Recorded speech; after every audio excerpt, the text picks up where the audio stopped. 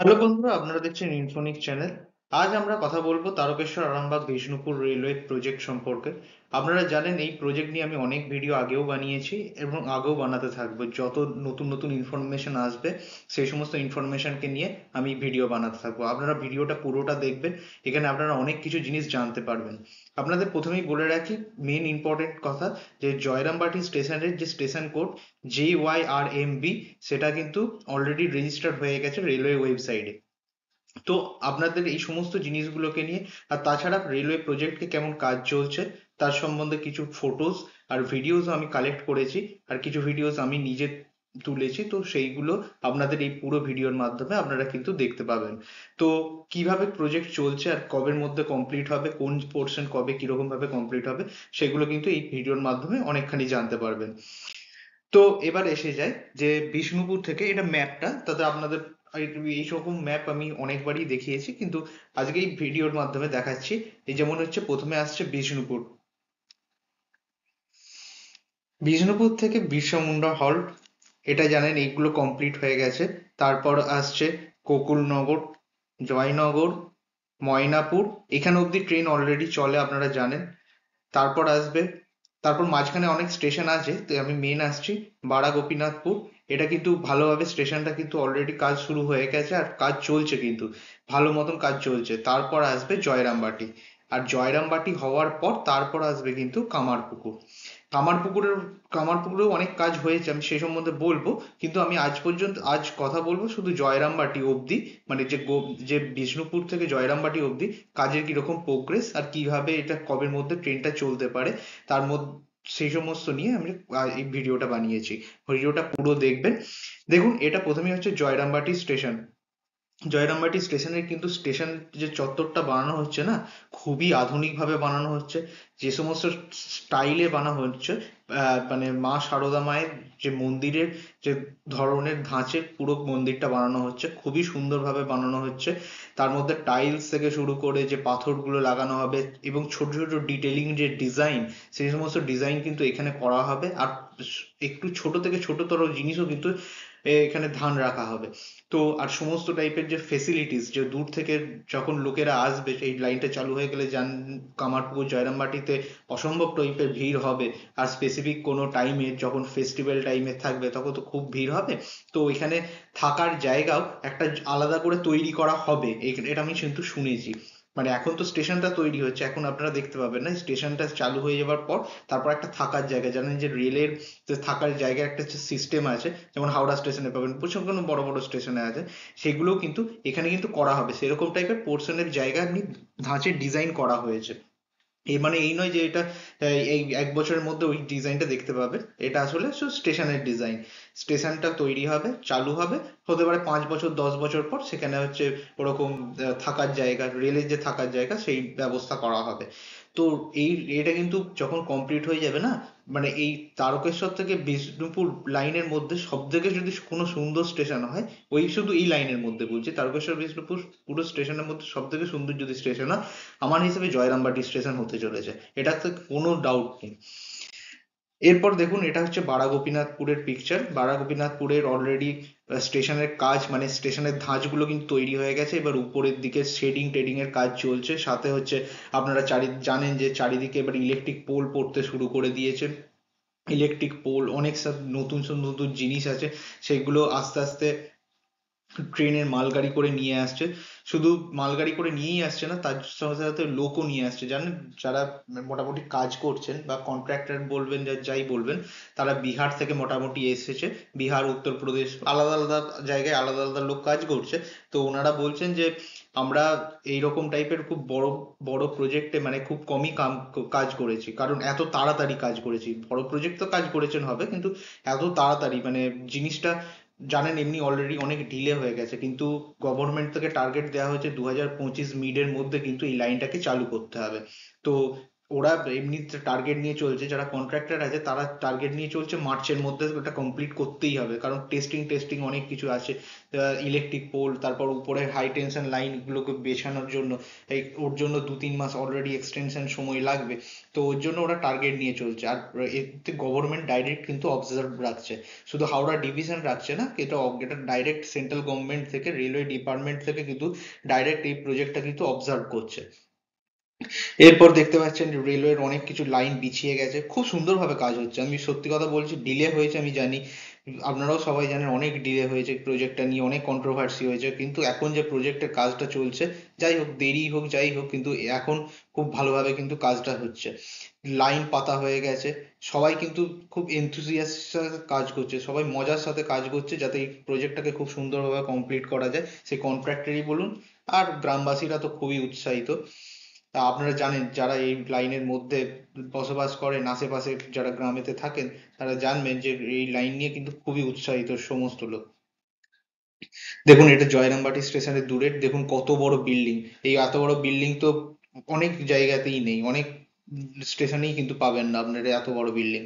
তো এই জয়রামবাটি স্টেশনের কাজ চলছে, আর এখানেও খুব তাড়াতাড়ি লাইন পড়ে যাবে, আমার মনে হয় ডিসেম্বরের শেষের থেকে বা জানুয়ারি প্রথমের মধ্যে লাইন বেছানোর কাজটা কিন্তু হয়ে যাবে। এবার লাইন বেছানোর সাথে সাথে ইলেকট্রিক্যাল ইকুইপমেন্টস আছে, ইলেকট্রনিক্স ইকুইপমেন্টস আছে, প্যানেল আছে, বা হাই টেনশন লাইন আছে, ইলেকট্রিক্যাল হাই টেনশন লাইন আছে, সিগন্যালিং আছে, অনেক কাজ বাকি আছে। ওর জন্য ওরা বলেছেন মোটামুটি 2025-এর মিড অব্দি এই প্রজেক্টটা কিন্তু কমপ্লিট করে দিতে হবে। এরপর আসি যে এখানে দেখুন, এরপর দেখতে পাচ্ছেন এটা ঝালাই মেশিন। দুটো লাইনের মাঝখানে অনেক জায়গায় জয়েন্ট থাকে, সেই জয়েন্টটাকে বুঝিয়ে দেওয়ার জন্য এই মেশিনটাকে ইউজ করা হয়, যাতে মানে বেশি ভাইব্রেশন না হয়, বা লাইন এধার থেকে ওধার মানে ডি অ্যালাইনমেন্ট না হয়ে যায়। তো এই মেশিন গুলোকে ইউজ করা হচ্ছে ঝালাইয়ের জন্য, মানে দুখানা পাতকে একসাথে লাগিয়ে ঝালাই করে দেওয়ার জন্য ইউজ করা হচ্ছে। এরপর আমি এখনো অব্দি সব যতগুলো কথা বললাম কিন্তু জয়রামবাটি অব্দি বললাম, কিন্তু এখন কামারপুকুর অব্দি এখনো আসেনি, কামারপুকুর বা গৌহাট অব্দি আসেনি। কিন্তু কামারপুকুর গৌহাটের জন্য ভালো নিউজ আছে, এমন নয় যে ওনাদের জন্য নেই। এবার আপনারা জানেন যে এটা আগের ভিডিওতে দেখিয়েছি, যে এখানে যে পুকুর ছিল, মানে সেই পুকুরটা কিন্তু অলরেডি ট্রান্সফার করে দেওয়া হয়েছে, যেটার নাম পুকুর কি বলবো, দিঘিই বললো যায়। তো এখানে পুকুর হিসেবে রেজিস্টার করা আছে, কিন্তু আসলে দিঘি অলরেডি ট্রান্সফার হয়ে গেছে। আর এটা ওয়েস্ট বেঙ্গল গভর্নমেন্টের তরফ থেকে, দেখুন গভর্নমেন্ট অফ ওয়েস্ট বেঙ্গলের অথেন্টিক লেটার, আমি চেষ্টা করি তো সবসময় আপনাদের অথেন্টিক জিনিস দেখাতে। তো এটা লেটার দেখুন, 5/7/2024 গভর্নমেন্ট থেকে ফুল পারমিশন দিয়ে দেওয়া হয়েছে। কিন্তু তাও এখনো অনেক আসে, মানে কিছু কিছু গ্রামবাসী কিন্তু এখনো প্রবলেম করার চেষ্টা করছে। ওর জন্য কি রেলওয়ে একদম একটা ক্লিয়ার স্ট্যান্ড নিয়েছে, পুরো জয়রামবাটি থেকে আগে জয়রামবাটি অব্দি কমপ্লিট করব ফার্স্ট ফেজ, দিয়ে কামারপুকুর অব্দি আসতে কোনো প্রবলেম নেই, কামারপুকুর অব্দি কমপ্লিট করব, দিয়ে সবার শেষে সমস্ত ফোর্স নিয়ে এসে ভাবাদিঘি কমপ্লিট করব। সিম্পল। ওর জন্য দেখবেন কোনো ভাবাদিঘিতে তেমন কোনো কাজ হয়ও নি, আর মানে এই 5-6 মাসের মধ্যে কোনো কাজ হবেও না এখনো অব্দি। আগে কামারপুকুর অব্দি কমপ্লিট পুরো হবে, তারপর ওটা কিন্তু শেষ হবে। এরপর আসছি, এরপর আপনারা দেখতে পাচ্ছেন যে এই কন্টেনার, এরকম টাইপের কন্টেনার আপনি আগেও দেখেছি, এরকম কন্টেনার অনেক এসছে জয়রামবাটি, জয়রামবাটি স্টেশন ভাবা বড়া গোপীনাথপুর বা ওই সাইডের থেকে কিন্তু অনেক কন্টেনার, মানে বাঁকুড়া সাইড থেকে, বাঁকুড়া জয়রামবাটি সাইড থেকে কিন্তু অনেক কন্টেনার ঢুকেছে, পাথর নিয়ে ঢুকেছে, লাইন মানে যে পাতগুলো হয় পাত নিয়ে ঢুকেছে, ইলেকট্রিক্যাল পোল নিয়ে ঢুকেছে। এই সমস্ত জিনিসগুলো নিয়ে আস্তে আস্তে কিন্তু বড় বড় জিনিস আসতে শুরু করে দিয়েছে। আপনারা তো দেখাবো যে শুধু এমন নয় ওই ধার থেকেই আসছে, এই আরামবাগ, গোঘাট, মায়াপুর, এখান থেকেও কিন্তু অনেক নতুন নতুন কন্টেনার বা ইলেকট্রিক পোল ফেলার জন্য গাড়ি এগুলো আসছে। আপনাদের ভিডিওর মাধ্যমে দেখাবো, আপনারা পুরো ভিডিওটা দেখুন, এখান শেষের দিকে আমি ভিডিওটা রাখার চেষ্টা করব, সেই ভিডিওর মাধ্যমে আপনাদের কিন্তু দেখতে পাবেন, বা আমি মাঝখানে রেখে দেবো, আমি এখন আসলে ভিডিওটা এডিট করিনি, আমি মাঝখানে এই ভিডিওটা রেখে দেবো। তো আপনারা দেখবেন, আপনারা দেখলে বুঝতে পারবেন তো ওখানে। আর ওই সমস্ত মালগাড়ির মধ্যে কিন্তু শুধুমাত্র এই ইকুইপমেন্টই আসছে না, ছোট ছোট তাছাড়া প্যানেল আসছে, সিসিটিভি আসছে, বা এই সমস্ত জিনিসগুলো আমি দেখছিলাম আরামবাগ স্টেশনে যখন ছিলাম, তখন ওই 2-3টে জিনিস দেখলাম নামালো, কারণ এক এক একটা করে দরজা খুলছে, তো এক একটা করে সেন্সিটিভ ইকুইপমেন্টসও নামাচ্ছে। তো এমন নয়, আস্তে আস্তে ধীরে ধীরে যতগুলো মানে আলাদা আলাদা ম্যানুফ্যাকচারিং যে সমস্ত কোম্পানিজ আছে যাদের কমপ্লিট হয়ে যাচ্ছে, তারা ট্রান্সফার করে দিচ্ছে এই প্রজেক্টের জন্য, যে অর্ডার ছিল সেগুলো কমপ্লিট করছে।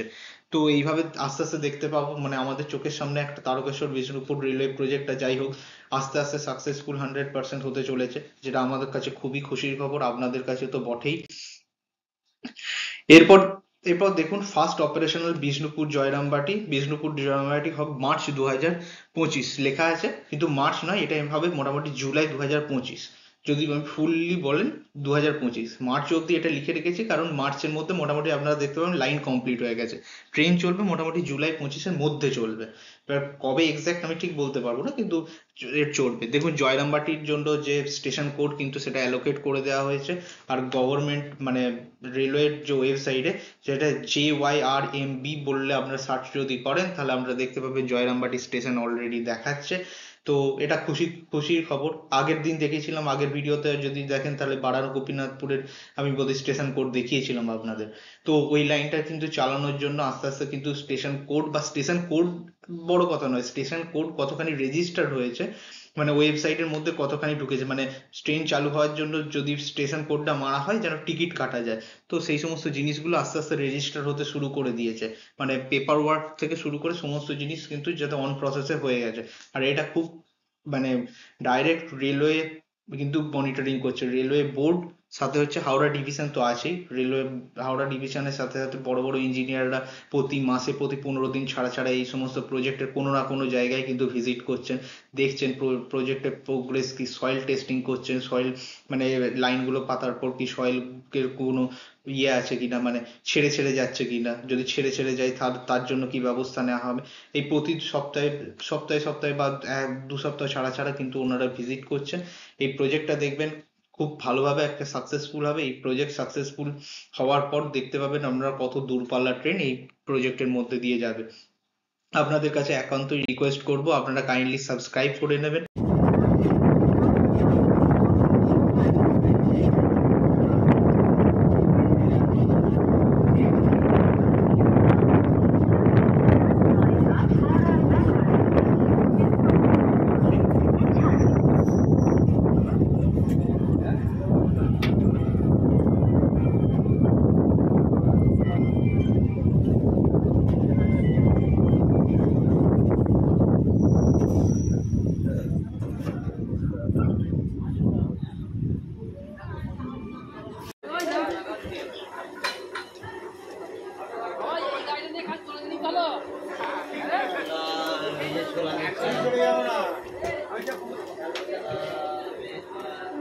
সাবস্ক্রাইব করে নেবেন, সাবস্ক্রাইব করবেন, ফেসবুকে সাবস্ক্রাইব করবেন। আপনারা কমেন্ট করবেন আপনারা এই প্রজেক্ট সম্বন্ধে কি ভাবছেন, আপনাদের কি মতামত, আপনারা অনেক মতামত দেন, নতুন নতুন ওপিনিয়ন দেন, তো আমি তাতে কমেন্ট করার চেষ্টা করি। আপনারা অনেক ভালো ভালো জিনিস লেখেন যে এই এখানে আমাদের প্রজেক্টে এরকম হলো, আমাদের জমি এত টাকা দিয়ে কেনা হয়েছে, আপনারাই কমেন্ট করেন প্রিভিয়াস ভিডিওতে আমরা দেখবেন। তো আমি চেষ্টা করি সেগুলোকে কমেন্টগুলোকে রিপ্লাই করার, যতখানি আমার নলেজ আছে সেই হিসেবে, যেগুলো আমরা ঠিকভাবে জানি সেইগুলো দেওয়ার চেষ্টা করি।